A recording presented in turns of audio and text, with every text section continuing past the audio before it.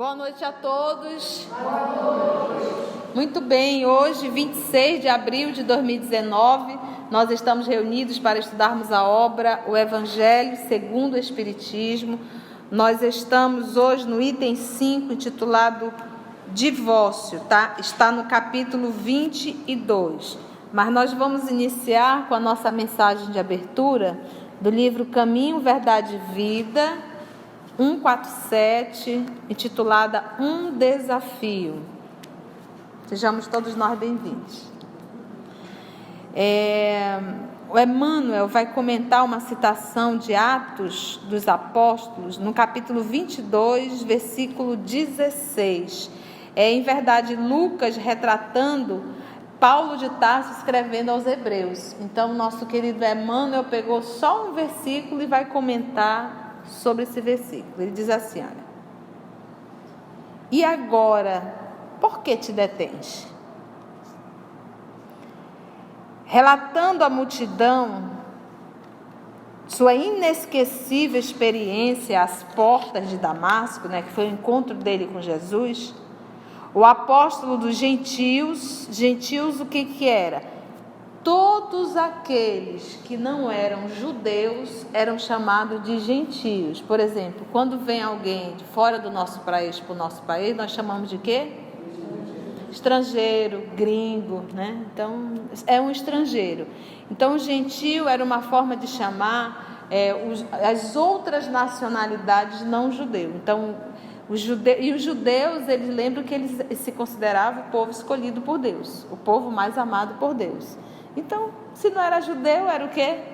Gentio. Então, todos os gregos, romanos, todos eram o quê? Gentios.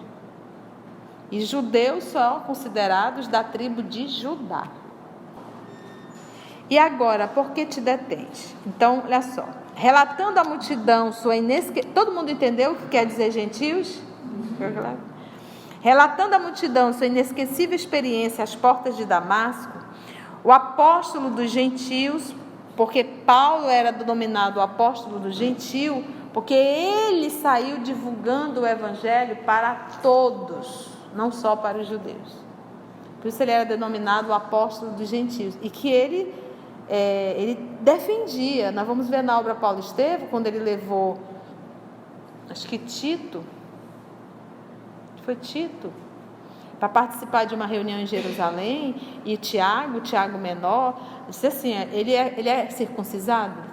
Não, ele não é circuncisado, ele é um gentio. Não, mas para participar da reunião ele vai ter que fazer a circuncisão, senão não poderá participar. Porque a circuncisão para o judeu era a ligação, era o símbolo da ligação do homem com Deus.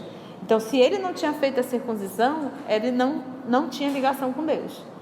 Então, ele tinha que fazer a circuncisão. E Paulo, foi uma briga horrenda. Ali, por pouco, o cristianismo não se dividiu. Legal, né? Continuando. A apóstolo dos gentios conta que, em face das perplexidades que o defrontara, perguntou-lhe Ananias em advertência fraterna. E agora? É Ananias que pergunta: por que te detens? E lembra que Ananias foi o homem que converteu a noiva dele ao cristianismo. Então, o ódio dele ao Ananias foi muito grande. A noiva acabou vindo a falecer, porque estava realmente com uma tuberculose, uma pneumonia. E ele decidiu ir até Damasco para matar Ananias. Na entrada de Damasco, o Cristo apareceu para ele cai do camelo e fica cego. E justamente ele na hospedaria, cego, já totalmente modificado, depois da visão do Cristo, quem aparece lá? Irmão Saulo. Quem é? Sou eu, Ananias. Acho que o choque aí já. Eu vim em nome do Senhor para te devolver a visão. Já pensou? Olha a lição que o Cristo trouxe para ele, E isso acontece na nossa vida. Diariamente. A interrogação merece meditada por todos os que já receberam convites, apelos, dádivas ou socorros do plano espiritual. Meus irmãos, até uma mensagem que chega em nossa mão é um chamado divino. A gente não vai poder dizer, quando a gente desencarnar, que for para o mundo espiritual, que for fazer o balanço da conta, dizer assim, eu não sabia. Não, filho, vem cá. Deixa eu te mostrar aqui a quantidade de chamada. Agora, a falta de chamado não foi. O que tem faltado na tua vida é obediência a Deus, que isso você não tem. Você quer sempre fazer o que dá na sua cabeça. Mas eu nunca te abandonei. Então a interrogação merece meditada por todos os que já receberam convites, apelos, dádivas ou socorro do plano espiritual. Inumeráveis beneficiários do Evangelho prendem-se a obstáculos de toda sorte na província nebulosa da queixa. Se felicitados pela luz da fé, conhecem, estão estudando, que alegria, lastima não haver conhecido a verdade na juventude ou nos dias de abastança. Puxa vida, se eu tivesse conhecido, participado dessas aulas há 30, 40 anos atrás, como seria? Isso é lastimar. Na juventude ou nos dias de abastança, eu já não tenho mais saúde, né? Contudo, na idade madura ou na dificuldade material, sustentam as mesmas tendências inferiores que lhes marcavam as atitudes nos círculos da ignorância. Porque apesar de toda a informação, continuam na ignorância. Porque lamentar é uma ignorância, dizer que não pode é uma ignorância, porque é uma forma de você se acomodar. Nas palavras, exteriorizam sempre grande boa vontade, falam bem, né? Entretanto, quando chamados ao serviço ativo, queixam-se imediatamente da falta de dinheiro, da falta de saúde, da falta de tempo e da falta de forças. São operários contraditórios que, ao tempo do equilíbrio orgânico, a saúde física, exigem repouso, porque o que o povo passa dormindo em cima de uma cama, eu fico impressionado. Casa tem um monte de coisa para fazer, o povo está em cima da cama. Ou então, às vezes, é só o tempo que o cidadão passa nesse aparelhinho aqui e o tanque cheio de roupa. Exigem repouso e, na época de enfermidade corporal, alegam saudades do serviço, né? Hoje eu estou doente, mas se eu tivesse saúde, eu ia estar fazendo tanta coisa. É indispensável combater essas expressões destrutivas da personalidade. Em qualquer posição, com dinheiro ou sem dinheiro, com saúde ou sem saúde, e em qualquer tempo, estamos cercados pelas possibilidades de serviço com o Salvador. E, para todos nós, que recebemos as dádivas divinas, de 1000 modos diversos, foi pronunciado o sublime desafio. Qual é o desafio? E agora, Conceição? Por que te detens? O que está faltando? Acelera esse passo que tu já está atrasada. Né? Vamos orar?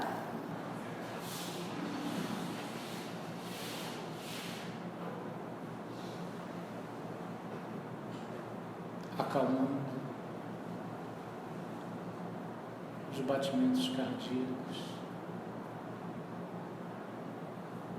silenciando os pensamentos e direcionando eles a Deus Pai.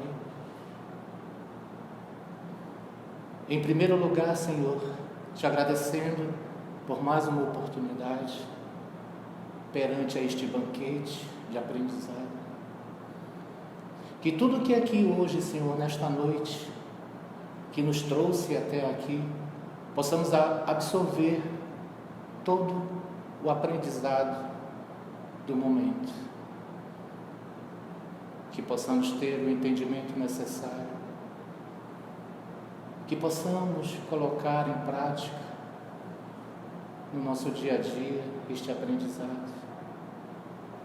Que a espiritualidade, benfeitora e amiga, nos envolva e que possamos, durante o estudo, receber o tratamento que necessitamos, seja para os nossos problemas familiares, profissionais, mas que possamos deixá-los de fora e ter o foco aqui e agora. Que Jesus nos oriente, nos auxilie e que possamos ter a concentração necessária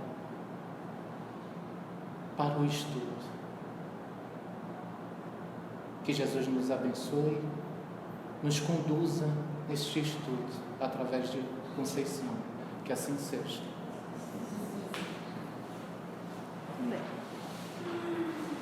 Vamos então, nós nem casamos, já vamos para o divórcio. Vamos para o divórcio? Nós temos discutido bastante esse assunto, porque ele vem nos dando base. Então hoje vai ser só a azeitona da empada, tá bom? Nós estudamos, olha, bem, foram vários, não separeis o que Deus uniu. Então nós já temos a informação do que é Deus unir. A união divina é a união do amor.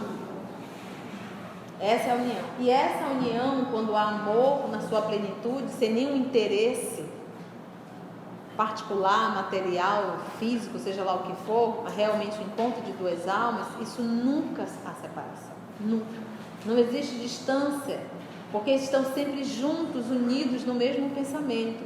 Às vezes nós discutimos muito isso. Às vezes você está ao lado de alguém, mas você está muito distante desse alguém. Então, estar junto não é uma questão de estar ao lado fisicamente. Estar junto é uma questão psíquica, emocional e espiritual. Como às vezes nós também estamos em uma multidão e nos sentimos o quê? Sozinhos. Então, nós discutimos bastante isso. Então, agora vamos falar bem a nível... Hoje nós vamos falar bem a nível horizontal. Divórcio é um movimento horizontal, não é um movimento vertical. Por quê? Quando há esse movimento vertical, que é essa união divina, não há divórcio. Não tem porquê. Amor. Agora, há divórcio no movimento realmente horizontal.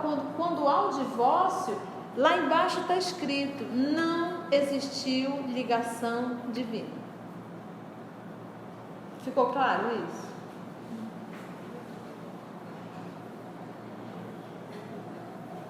Então vamos lá, divórcio.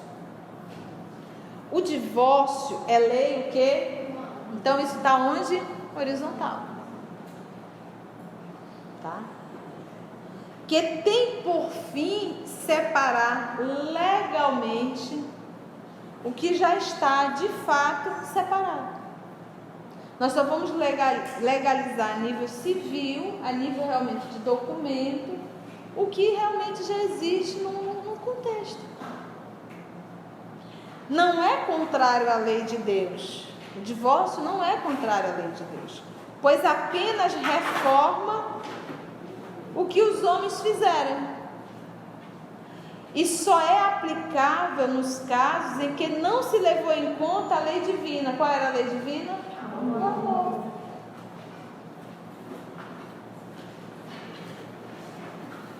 Que é a carta de Paulo a Coríntios, que nós vamos estudar hoje, que Kardec colocou caridade, alguns colocam amor, mas que nós estamos falando da mesma.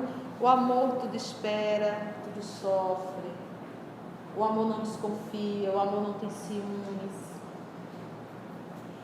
E vale ressaltar que é o que nós falamos, dentro da humanidade terrena, a nossa condição, porque, gente, só ama quem já é muito adulto.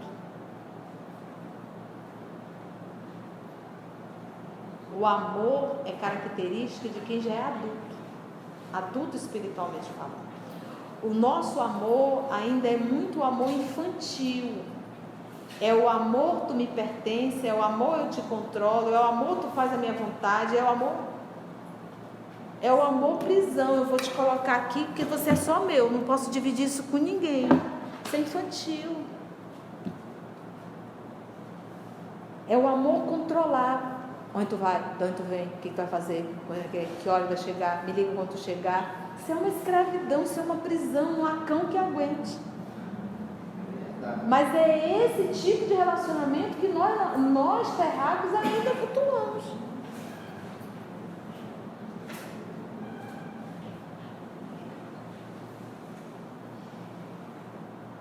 Então, nosso nível ainda está longe desse amor na vertical. Então, nós estamos estudando, aprendendo a amar. O amor que mais aproxima, um pouquinho mais, é dos pais para com os filhos, que se doam, sem exigir, algumas vezes exigem, mas sem exigir troca, sem barganhar, e se doam 100%. E permitem que o outro possa alçar voo. Então, manter alguém em cativeiro não é amor, é perversidade.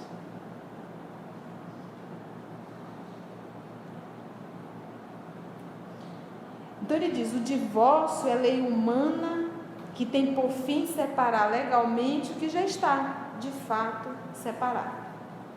Não é contrário à lei de Deus, pois apenas reforma o que os homens fizeram e só é aplicável nos casos em que não se levou em conta a lei divina, que é o amor. Não se levou em conta.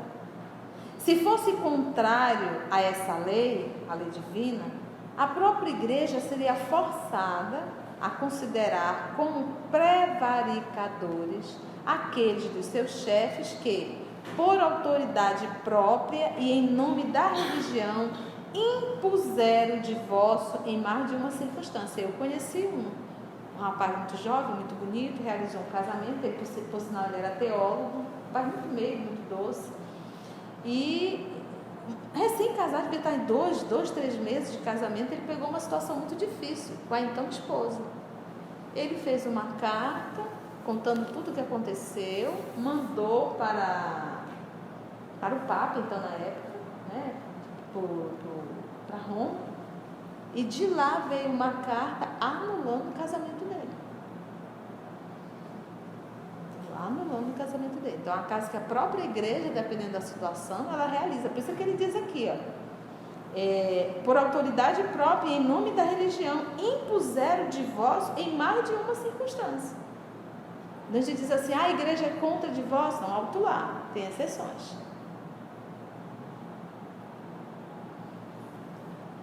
E dupla seria aí a prevaricação, porque nesses casos o divórcio teve como objetivo unicamente interesses até mesmo temporais e não para satisfazer a lei do amor, porque algumas vezes a igreja realizou isso até por interesses mesmo. Às vezes solta-se um bom dinheiro, entendeu? Então, porém, nem mesmo Jesus consagrou a indissolubilidade absoluta do casamento. O que Jesus falou? Não disse ele, que esse aqui foi Jesus que disse, foi por causa da dureza dos vossos corações que Moisés permitiu que despedisseis as vossas mulheres? Porque questionaram Jesus por que Moisés havia falado que deveria se despedir as mulheres. E Jesus disse, foi por causa da dureza dos vossos corações, ou seja, foi por falta da moral, da conduta inadequada. Isso significa que, desde o tempo de Moisés, não sendo a afeição mútua a única finalidade do casamento, vou repetir, isso significa que desde o tempo de Moisés, não sendo a afeição mútua a única finalidade do casamento, a separação podia tornar-se necessária. Quantos casamentos arranjados? Programados, sem a pessoa nem conhecer às vezes o noivo. Acrescenta, porém, abre aspas, no princípio não foi assim, fecha aspas. Isto é, na origem da humanidade, quando os homens ainda não estavam pervertidos pelo egoísmo e pelo orgulho, essa informação aqui é boa, e viviam segundo a lei de Deus. Olha que informação interessante, porque nós temos uma crença que o homem foi feito torto e que ele foi se desentortando ao longo do tempo.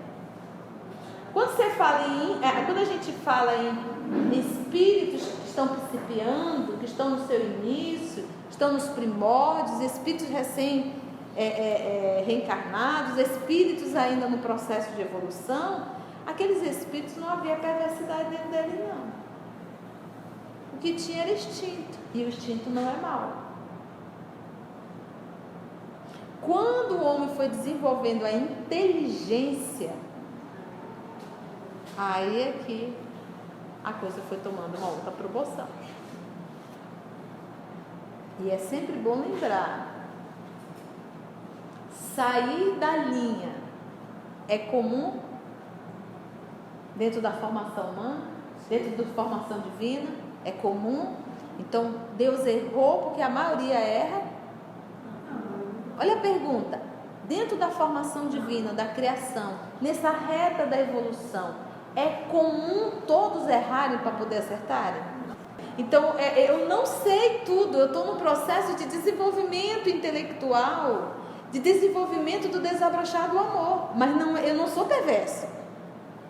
A perversidade, ela vem acompanhada de detalhe, não foi no primórdio, por isso que ele diz, no princípio não foi assim. Foi quando o homem desenvolveu a sua inteligência, que ele começou a querer reter para si. Qual foi o erro do homem? Egoísmo e domínio. Quer dominar, quer ser o maior, quer ser o líder. A última palavra é minha. Quer manipular. Foi aí que a coisa começou. Então o que diz o nosso Senhor Jesus? Haviam 100 ovelhas no rebanho. Uma se desgarrou. Dentro dessa parábola, o que ele está querendo dizer? 99% da criação divina segue o caminho do bem. 1% decide se desgarrar. E o terráqueo, nós somos aqueles que nos desgarramos. Tanto é, gente, que apesar do óbvio, cara, tu olha para o corpo humano, a perfeição desse corpo, os rins, o coração bombeando, os rins filtrando, a musculatura, os ossos, a máquina cerebral, a forma de você enxergar, de você ouvir, de você falar. Gente, isso é uma mecânica tão perfeita que tu diz assim, quem fez isso?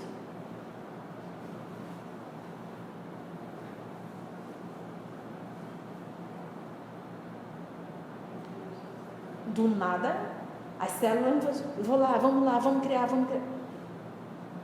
Alguém foi arquiteto disso. Mas eu prefiro negar tudo isso. Eu prefiro não acreditar. Eu nego. Como é que é negar? Eu não vou fazer o que tu quer. Deus. Eu vou até acreditar que tu não existe. Eu vou mentir para mim. Mas eu quero fazer a minha vontade, do meu jeito. Não é um ato de burrice elevado ao cubo 3 vezes? É assim somos nós. Para você ver o quanto a humanidade terrena é rebelde. Ficou claro, gente, isso? Você está entendendo? Então, é esse nosso movimento. Então, no início, não foi assim. À medida que o homem... Porque aquilo, a parábola de Adão e Eva, o que acontece? A cobra, dentro dessa personagem, desse mito, chegou com a Eva e diz assim, coma do fruto proibido, você será maior que Deus. E o que é o homem quando desenvolveu a inteligência, se não se achar o próprio Deus? Dentro da ciência, você não pode colocar o nome Deus. Bora lá. Então ele diz, no princípio não foi assim. Isto é, na origem da humanidade, quando os homens ainda não estavam pervertidos pelo egoísmo e pelo orgulho, e viviam segundo a lei de Deus, que é a lei do amor. as uniões baseadas na simpatia e não na vaidade e na ambição não davam motivo ao repúdio. Jesus vai mais longe. Especifica o caso em que o repúdio pode ocorrer, o de adultério. No caso do adultério, pode ser. Ora, não existe adultério onde reina sincera afeição recíproca. Se há amor, não tem por que ter adultério.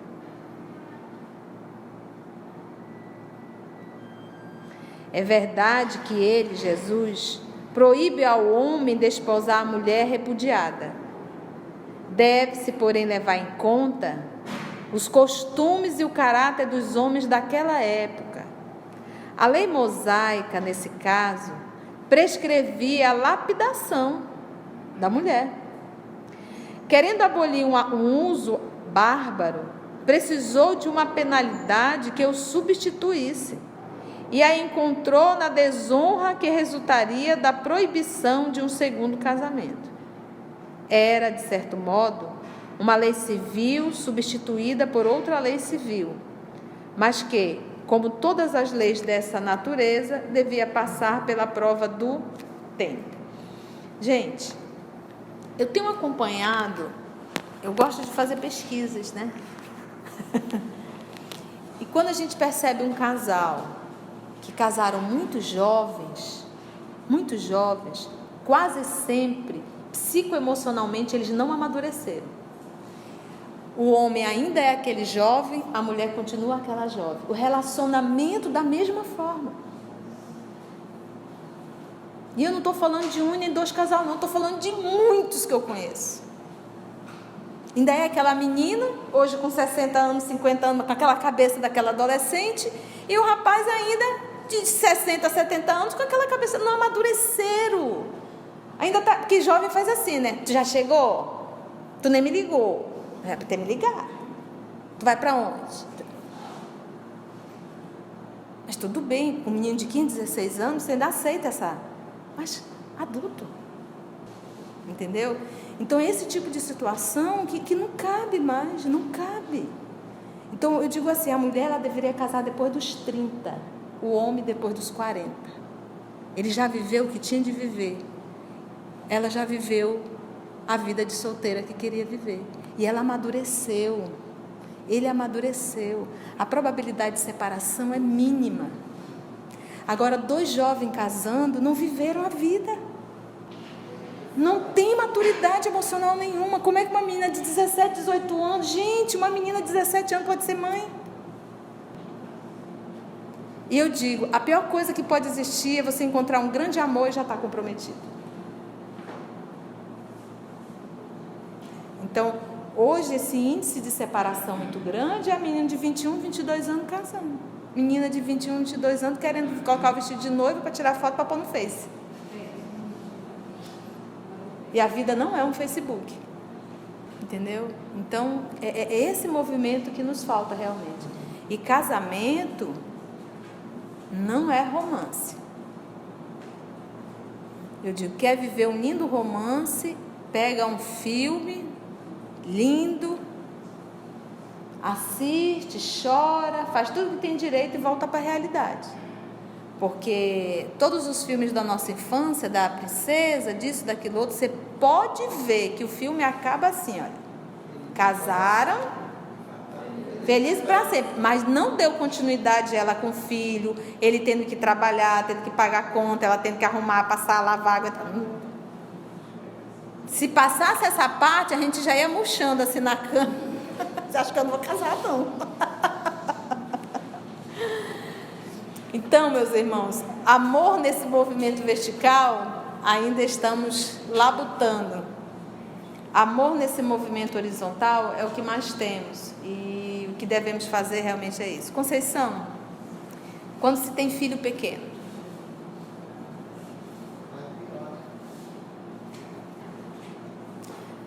a pior fase para uma separação de um casal é de 3 aninhos a 8 aninhos.